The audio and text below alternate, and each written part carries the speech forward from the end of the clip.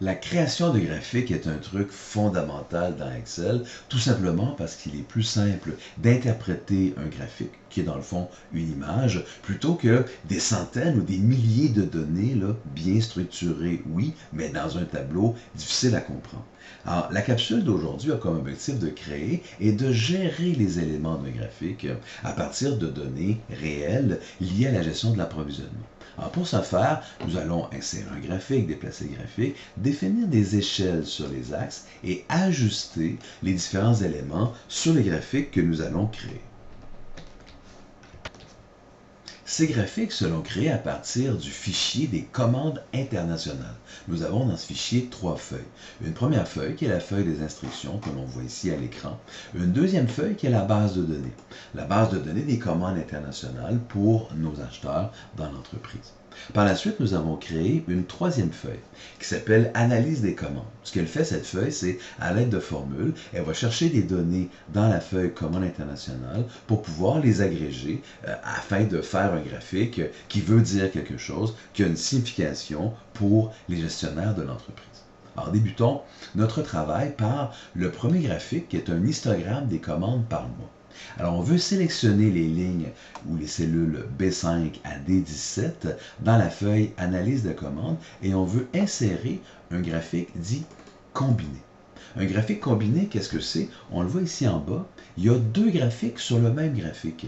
Il y a un histogramme en bleu et une ligne en orange. Ce graphique aura deux axes verticaux. Un axe à gauche exprimé par les quantités de commandes et un axe à droite exprimant les valeurs de ces commandes en dollars. Ce graphique sera déplacé sur une feuille qui s'appelle Graphe des commandes par mois. Essayons de faire ça. On va dans la feuille Analyse des commandes, on va sélectionner B5 à D17. Qu'est-ce qu'on remarque? On remarque tout de suite que les valeurs en C n'ont pas les mêmes unités que les valeurs en D. En effet, les valeurs en C, ce sont des commandes. Et on voit que c'est 72 commandes pour le mois de février. Et ces 72 commandes ont une valeur de 1 209 483 $. On voit qu'il y a deux choses à observer. Première chose, les unités des commandes, c'est pas la même chose que les unités des dollars. On ne peut pas mettre sur le même graphique un mélange d'unités et de commandes. C'est pas possible. C'est pour ça qu'on va mettre un deuxième axe vertical qui sera exprimé en dollars.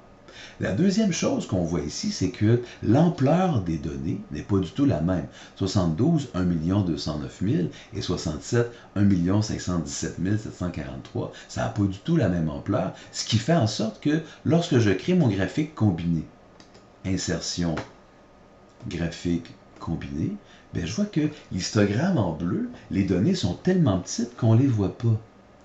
Alors, c'est une des raisons pour lesquelles on va vouloir créer un second axe. Le second axe, on le fait comment? On va dans Création de graphique, modifier ce graphique. Et on voit tout de suite qu'ici, on peut définir les axes secondaires. Alors, nous, ce qu'on veut dans les instructions, c'est que les valeurs en dollars soient sur l'axe secondaire. Et on voit effectivement ici l'axe secondaire avec les valeurs en dollars. Je fais OK, mon graphique est créé. Par la suite, je veux prendre ce graphique et le déplacer. Je vais dans Création de graphique, je déplace le graphique sur une nouvelle feuille indépendante qui va s'appeler Graphe commande par mois. Ce graphique, je veux qu'il soit après mes données. Parce que c'est logique d'avoir, premièrement, les données qui vont construire le graphique et par la suite, avoir le graphique. Je vois que le graphique est maintenant sur une feuille complète. C'est très pratique, pour visualiser le graphique, mais aussi pour l'imprimer. Si je fais une vue avant impression, bien, je vois qu'effectivement, le graphique prend tout l'espace de ma page. Ce qui fait en sorte que je n'ai pas besoin de faire des ajustements pour l'impression de ce graphique. Si je l'imprime, il va s'imprimer automatiquement comme je vois à l'écran. Évidemment, le graphique est encore incomplet. Il manque bien des éléments. L'autre élément dans les listes des instructions, c'est le titre. Alors, le titre, c'est histogramme des commandes par mois. Ce titre a une taille de 16. Et ensuite, les axes verticaux de gauche seront exprimés de 0 à 80 unités et l'axe vertical de droite sera exprimé de 500 000 à 2 250 000. OK. Ajustons ça. Alors, le titre de mon graphique, je sélectionne le titre. Je fais CTRL-A pour, je sélectionne le titre. Je fais CTRL-A pour sélectionner l'ensemble du titre et je colle mon titre. Ce titre doit avoir une taille de 16. Alors, j'augmente la taille à 16. Mon axe de gauche, donc mon axe vertical de gauche, doit être de 0 à 80. Je sélectionne l'axe, je m'en vais dans mise en forme de l'axe et je vais lui dire que la limite minimum est à 0, la limite maximum est à 80. Qu'est-ce que j'observe? J'observe immédiatement que mes rectangles bleus prennent plus de place sur le graphique. Le graphique devient donc à ce moment-là plus facile à lire. Je fais exactement la même chose pour l'axe secondaire, l'axe de droite. Lui, c'est en dollars et je veux que le minimum soit à 500 000 et que le maximum soit à 2 250 000. Encore une fois, je vois que mon axe, mon graphique, grâce à l'axe que je viens d'ajuster, va prendre le maximum de place sur ma feuille. Donc, j'ai un graphique qui est déjà là, assez bien présenté. Quelles sont les autres instructions? Bien, ça dit que je vais avoir un histogramme bleu et une ligne orange. Bon, l'histogramme est déjà bleu et la ligne est déjà orange. Je n'ai donc pas d'autres instructions à accomplir. À l'instruction 17, je vois le look final de mon graphique. Est-ce que ce graphique correspond bien à ce que j'ai créé? Oui. Je pense que c'est identique avec l'image du graphique. Fantastique, nous venons de compléter notre premier graphique. Notre deuxième graphique sera les achats mensuels par acheteur. Alors, qu'est-ce que je veux ici? Je veux sélectionner les cellules A21 à N31. Et je vais non pas sélectionner un graphique, mais prendre la première suggestion d'Excel dans les graphiques recommandés.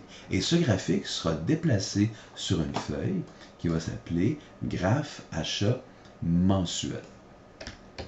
Parfait. Alors, allons sélectionner les cellules A21 à N31 de la feuille Analyse des commandes.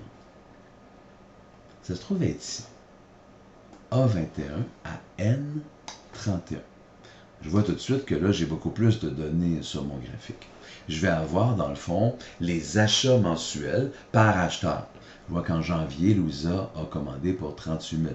En février, Louisa a commandé pour 48 000, etc.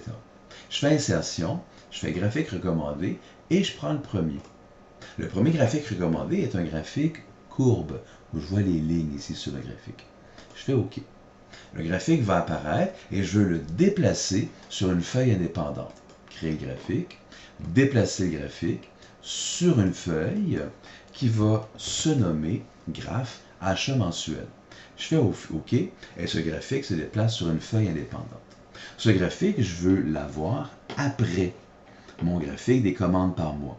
Alors, je clique sur la feuille et je la déplace après le graphique des commandes par mois. Génial, j'ai un graphique. Évidemment, ce graphique reste à ajuster. Alors, qu'est-ce que j'ai dans mes prochaines instructions? J'ai que, ici, le titre de mon graphique, c'est Graphe des achats mensuels par acheteur. Alors, je m'en vais sur mon graphique, je clique sur mon titre, je sélectionne mon titre et je colle, comme ça ici, mon titre de graphique. Parfait. Ensuite, ça me dit dans les instructions, on va rajouter un titre à l'axe vertical. Ce titre s'appellera Achats internationaux mensuels. Je vais dans mon graphique, je sélectionne les graphiques. Je vais dans Création de graphique et je vais sur le bouton Ajouter un élément graphique. Et l'élément graphique, c'est le titre des axes et c'est l'axe vertical, donc l'axe de gauche. Je double-clique à l'intérieur, je sélectionne et je copie mon titre. Achats internationaux mensuels. Ça marche bien. Je continue dans ma liste d'instructions. La légende doit être à droite et la légende doit prendre l'ensemble de l'espace vertical.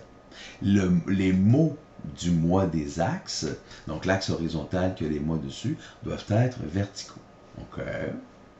Alors, je veux que la légende soit à droite. Je sélectionne la légende, je vais m'assurer sur la touche de droite, je fais le format de la légende et je vais aller mettre la légende à droite.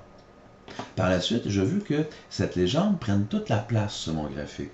Ben, je vois que ça prend juste une place, ou le tiers de la place. Alors, je prends le haut et je le monte jusqu'au début du graphique en haut. Et je prends le bas et je le descends ici jusqu'à la fin du graphique en bas. Génial. Je vois que je peux plus facilement lire les mots parce qu'il y a plus d'espace entre chacun des noms de mes acheteurs. Excellent. Et je veux par la suite que mon axe horizontal soit écrit de façon verticale. Pourquoi je veux ça? Bon, on voit qu'à la fin, là, septembre, octobre, novembre, décembre, les mots sont un peu tassés. Donc, ils sont difficiles à lire. Alors, je vais cliquer à droite, mise en forme de l'axe, et je veux que ce soit écrit comme ça, verticalement. Dans Excel, on dit pivoter de 270 degrés. Et là, je peux lire beaucoup plus facilement mes mois. Septembre, octobre, novembre, décembre ne sont plus un par-dessus l'autre, ce qui facilite évidemment grandement la lecture de mon graphique.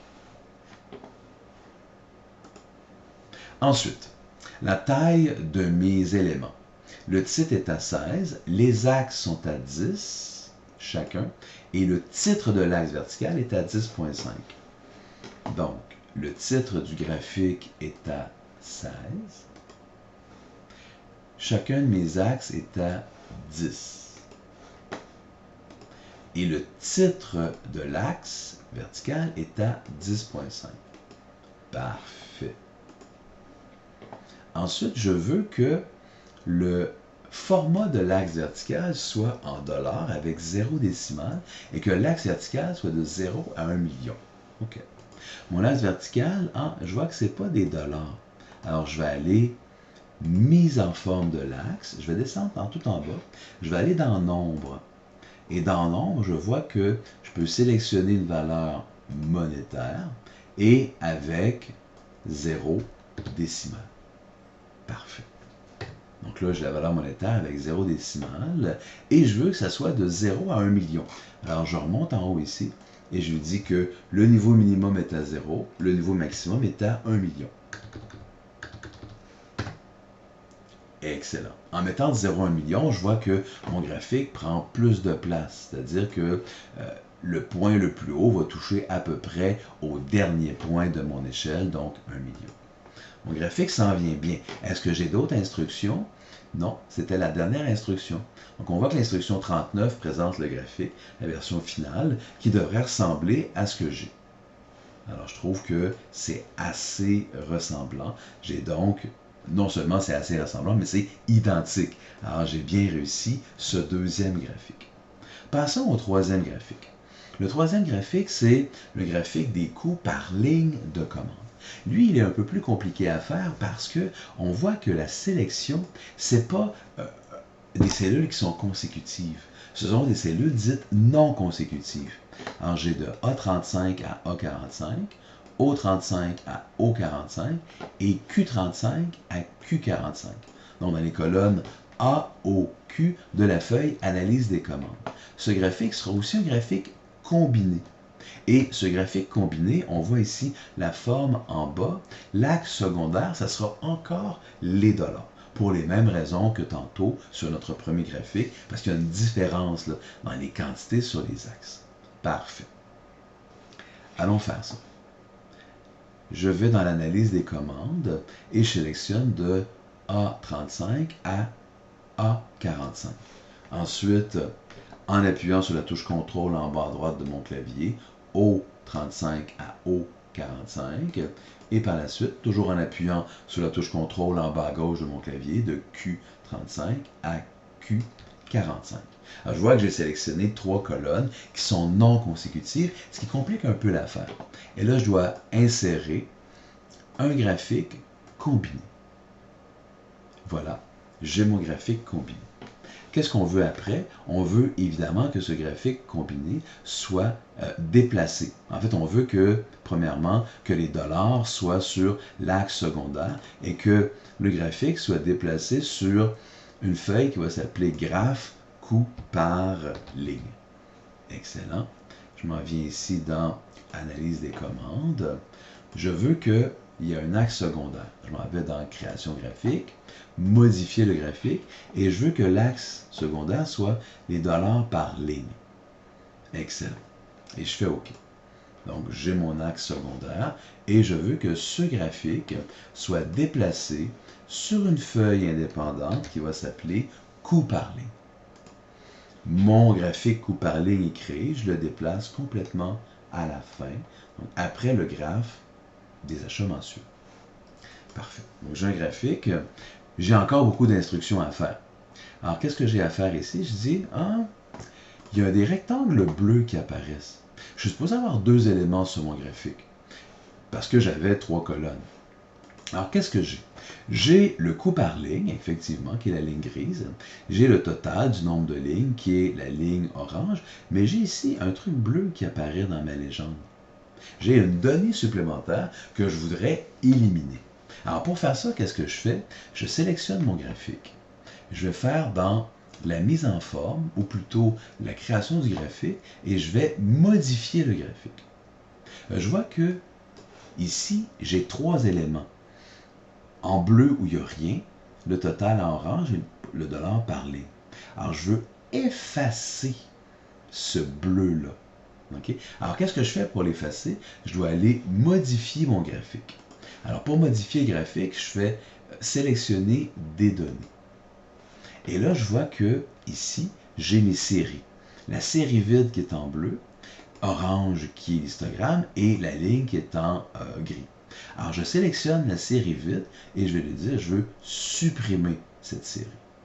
En faisant ça, je vois qu'automatiquement, dans ma légende, je n'ai plus cette petite barre bleue où il y avait des données supplémentaires qui n'apparaissaient pas sur le graphique. Et je vois que tout d'un coup, les lignes oranges les rectangles oranges sont plus larges sur mon graphique. Parfait. Je viens donc d'éliminer un élément sur mon graphique avec la sélection des données. Parfait. C'est ce qu'on explique ici jusqu'à l'instruction 53. À l'instruction 54, je vais mettre mon titre de graphique. Donc, le graphique va s'appeler graphe des lignes de commande, nombre et coût par ligne. Je m'en vais sur mon graphique. Je fais la sélection au complet des mots sur mon graphique. Je copie mon titre. Excellent. Ensuite, je veux que l'axe vertical de gauche s'appelle nombre de lignes. L'axe vertical de gauche s'appelle nombre de lignes. Je sélectionne mon graphique, je vais dans création graphique et ajouter un élément, titre des axes, l'axe principal, donc l'axe de gauche. Il veut un titre. Je sélectionne le titre et je copie le nom, nombre de lignes. Parfait. Ensuite, je veux que mon axe vertical de droite, c'est pas marqué, ici, la légende, l'axe vertical de droite est ici, je veux que ce soit le coût par ligne. Alors, l'axe vertical de droite va être le coût par ligne. Je sélectionne mon graphique, je m'en vais dans création graphique, je vais dans ajouter un élément, titre de l'axe dit secondaire, donc l'axe de droite, je le sélectionne et je copie l'expression coût par ligne. Je retourne dans les instructions. Je veux que la légende du bas soit en pleine largeur. Je l'ai déjà fait. Si je vais dans la légende du bas, je vois que je suis en pleine largeur. Le rectangle du côté droit commence avec le graphique. Le rectangle du côté gauche commence aussi avec le graphique. Excellent. Les noms des acheteurs et sur l'axe horizontal sont verticaux. Alors, je vois que j'ai des acheteurs ici. Je veux que les noms soient inscrits verticalement. Je clique à droite, je m'en vais dans la mise en forme de l'axe. Je m'en vais sur ce bouton-là ici pour définir l'orientation et je veux que ce soit écrit verticalement, donc pivoté de 270 degrés. Puis dans ce cas-là aussi, c'est plus facile pour lire le nom de nos acheteurs. Fantastique. Les éléments du graphique. Alors, je veux que le titre du graphique soit à 16, que l'axe les axes verticaux soient à 10.5. Alors, je veux que mon titre de graphique soit à 16 et que le titre de mes axes soit à 10.5. 10.5, 10.5. Fantastique. Je veux par la suite que le titre de l'axe vertical de gauche soit à 11 et le titre vertical de droite soit à 11. C'est l'axe qui est à 10,5. Alors, c'est facile de se mélanger parce que l'axe, ce sont les valeurs sur l'axe, et tandis que le titre, ben, c'est le titre. Alors, le titre doit être à 11. Donc là, il est à 10,5, je le mets à 11. Le titre doit être à 11. Tandis que l'axe, lui, doit être à 10,5. L'axe doit être à 10,5. Donc, lorsqu'on parle de l'axe, on parle des valeurs. Lorsqu'on parle du titre, on parle des mots qui sont sur cet axe vertical ou horizontal. Parfait. Et l'axe horizontal va avoir une hauteur de 9, tandis que la légende est à 10,5. Alors, le nom de nos acheteurs a une valeur de 9, il y a déjà une valeur de 9, et la légende est à 10,5. Alors, je mets ma légende à 10,5. Parfait. On s'en vient là. On commence à avoir un graphique qui a pas mal d'allure. Le format de l'axe vertical de droite est en dollars avec 0 décimal. Le format de l'axe vertical de droite est en dollars avec 0 décimal. Il est déjà comme ça. Donc, je ne vais pas le transformer. Ensuite, l'échelle de l'axe de gauche est de 0 à 470 et l'échelle de l'axe de droite est de 0 à 82 000. Donc, l'échelle de l'axe de gauche va de 0 à 470, tandis que l'échelle de l'axe de droite va de 0 à 82 000.